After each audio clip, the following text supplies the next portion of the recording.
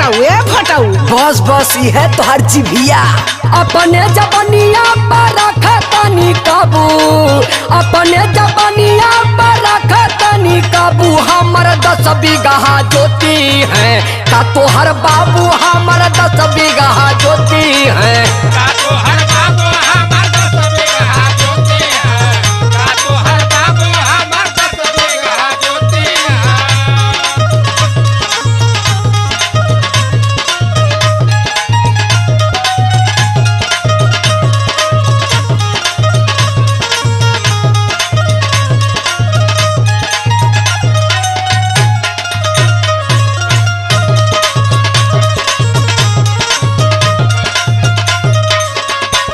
मार 10 बीघा लेके बैठल हुआ तू, ऐसे पार लगी हो।